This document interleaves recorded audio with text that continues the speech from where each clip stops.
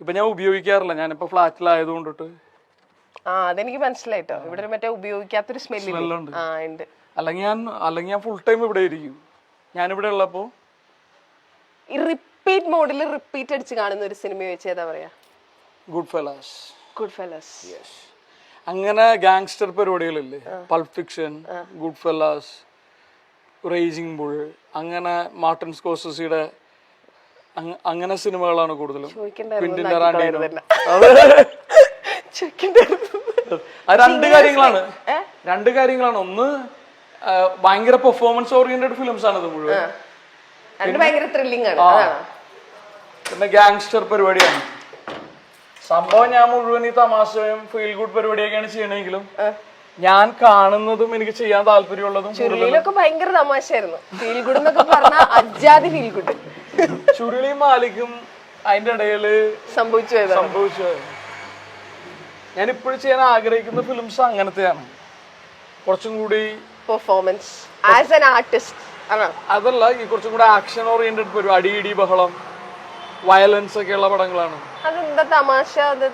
തമാശ കുറെ അല്ല, തമാശ രസമാണ്. പക്ഷെ എല്ലാത്തിനും ഒരു സാച്ചുറേഷൻ പോയിന്റ് ഇല്ലേ? തമാശ മാത്രമാകുമ്പോ ആളുകൾക്ക് നമ്മളെ മടുത്തു തുടങ്ങും.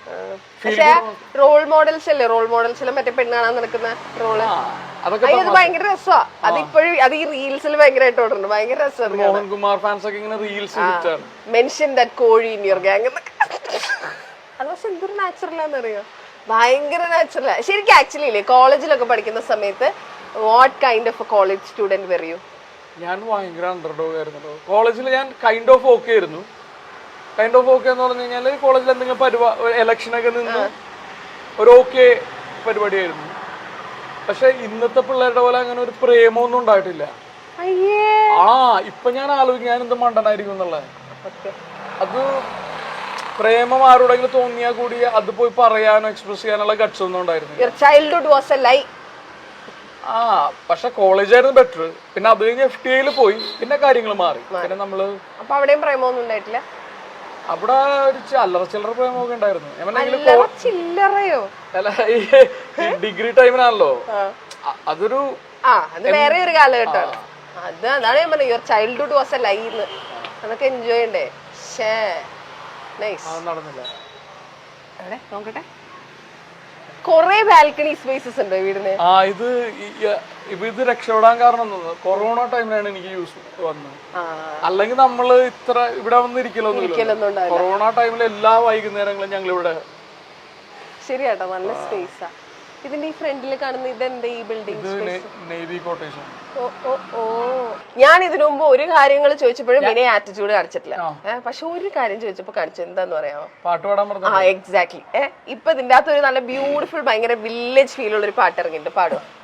ആ പാട്ടൊന്നും പാടാറിഞ്ഞൂടാ. പക്ഷെ ഞാൻ ഇപ്പൊ ഇന്നിങ്ങോട്ട് വന്നപ്പോ മഞ്ജു ആണെന്ന് പറഞ്ഞപ്പോ ഞാൻ പാട്ട് പാടാൻ തീരുമാനിച്ചു. ശരിക്കും? എന്നിട്ട് വേണ്ടാന്ന് വെച്ചു എന്ന് പറയാനാണോ? അല്ല, ഞാൻ പാടാം. ഈ സൗണ്ടിന്റെ വണ്ടിയുടെ പ്രശ്നമുണ്ടോ?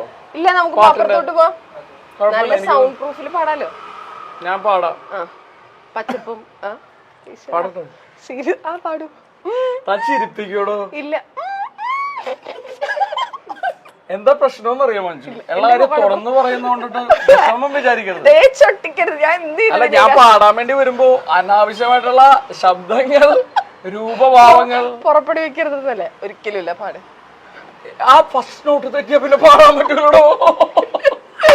പക്ഷെ ഒരു സുഹൃത്ത് എന്നുള്ള നിലയില് ഞാൻ ഇങ്ങോട്ട് വന്നപ്പോ നിങ്ങളാണ് ഇന്റർവ്യൂ ചെയ്യണമെന്ന് അറിഞ്ഞപ്പോ ഞാൻ പാടണം എന്ന് ഉറപ്പിച്ചു വന്നിരിക്കുകയാണ്.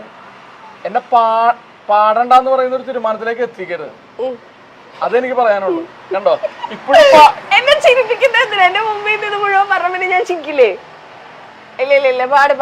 ഞാനത് എന്തായാലും പാടിപ്പിക്കുന്ന പറഞ്ഞ വന്ന പാട്. എന്നെ നോക്കി എന്നെ ചിരിപ്പിച്ച എന്റെ കോൺഫിഡൻസ് കളയുന്നതിനാ പാടും.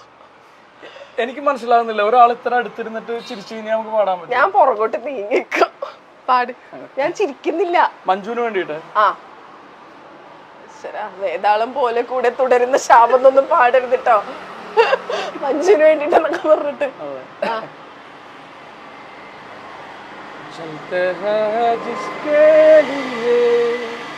तेरी आँखों के दिए ढूंढ लाया हूँ वही गीत मैं तेरे लिए चलते हैं जिसके लिए